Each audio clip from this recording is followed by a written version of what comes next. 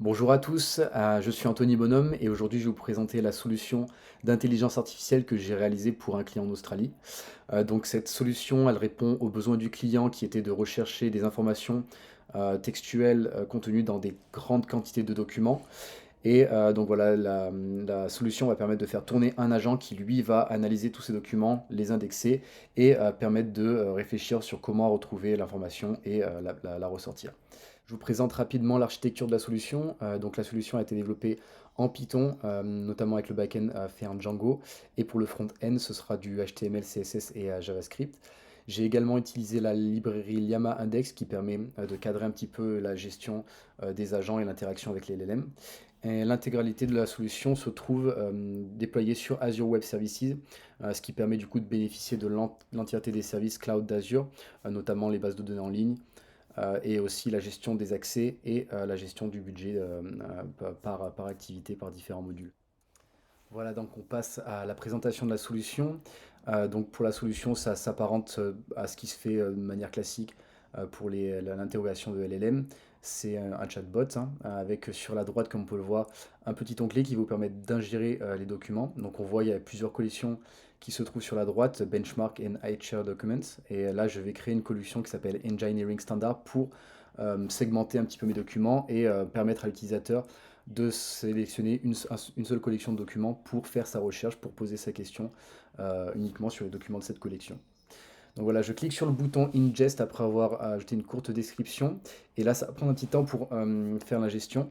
Et ça va me permettre de vous expliquer un petit peu ce qui se passe derrière, dans le background. Donc là, derrière, il y a un agent qui va récupérer chacune des pages du document et les classer dans un espace vectoriel, un embedding, c'est ce qu'on appelle le RAG. Pour faire un peu simple et schématique, ça va permettre de donner un sens à chacune des pages du document. Par exemple, si cette page, elle parle de voiture, si celle-là, elle parle de vélo, etc. Et ensuite, au moment de l'interrogation, ça permettra à l'agent de retrouver tous les documents qui parlent du sujet de la question de l'utilisateur. On va le revoir tout de suite après. Donc voilà, la gestion des documents est maintenant terminée. On peut voir que ça a été ajouté sur Engineering Standards. Et on va pouvoir du coup sélectionner cette collection pour poser notre question uniquement sur ce jeu de documents Engineering Standards. Ensuite, on va pouvoir coller une question qui, pour le coup, est une vraie question que le client a mis plusieurs jours à répondre, puisqu'il fallait chercher dans de nombreux documents de standards d'ingénierie et ça a pris beaucoup de. C'est des documents très volumineux. Et donc voilà, la question est posée, on laisse l'agent travailler. Voilà, donc l'agent vient de finir de travailler, il a créé une conversation pour répondre à la question et on peut voir qu'il y a la réponse dans le chatbot qui est insérée. Cette réponse, elle est composée de 4 rectangles blancs qui correspondent aux pages qui ont été jugées utiles par l'IA pour répondre à la question. Donc, il nous permet de les consulter ici. Et ensuite, juste en bas, on peut voir qu'il y a la réponse en elle-même qui est formulée en langage naturel. Si on vient cliquer sur le bouton agent ici, on peut voir un petit peu ce qui s'est passé en arrière-plan. Il y a au total 8 documents, 8 pages qui ont été retrouvées, mais seulement 4 d'entre elles qui sont en blanc du coup ont été jugées utiles par l'IA pour répondre à la question de l'utilisateur. Donc voilà, ça permet à l'utilisateur de se concentrer uniquement sur ce qui est essentiel. Ce qu'on peut noter aussi, c'est que dans la réponse formulée en langage naturel, on voit qu'il y a des citations qui ont été ajoutées, qui permettent du coup de faire des références directement aux pages des documents qui ont été utilisés pour répondre. Donc voilà, c'est intéressant aussi de pouvoir savoir quelle est la source de la formulation de la réponse. Et si on vient cliquer donc sur les petits rectangles blancs, on peut accéder directement au PDF, donc au document originel, avec l'information comme elle était dans son état dans le document. Donc voilà, c'est toujours intéressant et pareil, c'est un gain de rapidité. Une autre conversation qui est intéressante à noter, c'est celle sur les stratégies de maintenance.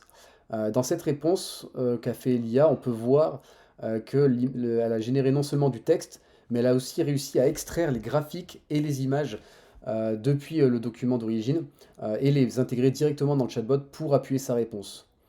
Donc c'est toujours intéressant pour l'utilisateur d'avoir l'information qui est contenue dans le texte, mais aussi l'information qui est contenue dans les images et les graphiques.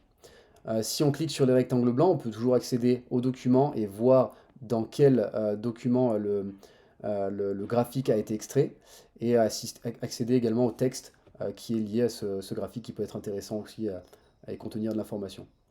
On peut voir également que l'IA a une conscience de la conversation et est capable du coup de retravailler les réponses qu'elle fournit, comme ici, de traduire et de résumer en Dutch. Une autre fonctionnalité qui est intéressante également, que j'ai rajoutée par la suite, c'est la possibilité de consulter les collections de documents. Quand l'IA ingère les documents, c'est un peu obscur, ça se fait en arrière-plan et du coup on n'a pas cette visibilité. Et cette interface permet d'apporter cette visibilité-là. Donc là on peut voir qu'on va pouvoir regarder chacune des pages et comment l'IA perçoit ces pages. Et c'est encore plus intéressant qu'on peut voir du fait qu'on peut voir la description des images qui est faite et qui va être utilisée du coup pour raisonner dessus et savoir si cette image est pertinente ou non. Donc là c'est très intéressant pour débugger et aussi pour voir comment l'IA voit elle le document. Voilà, c'est tout pour aujourd'hui. J'espère que cette présentation vous aura plu, qu'elle vous aura intéressé et qu'elle vous aura donné envie d'en connaître un peu plus sur le monde des agents et de l'IA générative. Pour ma part, je suis toujours épaté de cette technologie parce que avec cette solution, on peut le voir qu'on arrive vraiment à apporter des capacités de raisonnement humain à des logiciels et ça, c'était encore impossible il y a 3 ans avant l'avènement et l'explosion des IA, des modèles de langage comme ChatGPT. Donc voilà, je suis très curieux de savoir ce qui va se passer dans l'avenir. Je reste attentif bien sûr à tout ce qui se passe dans le monde de l'IA. Je vous remercie pour votre attention et je vous souhaite une très bonne journée.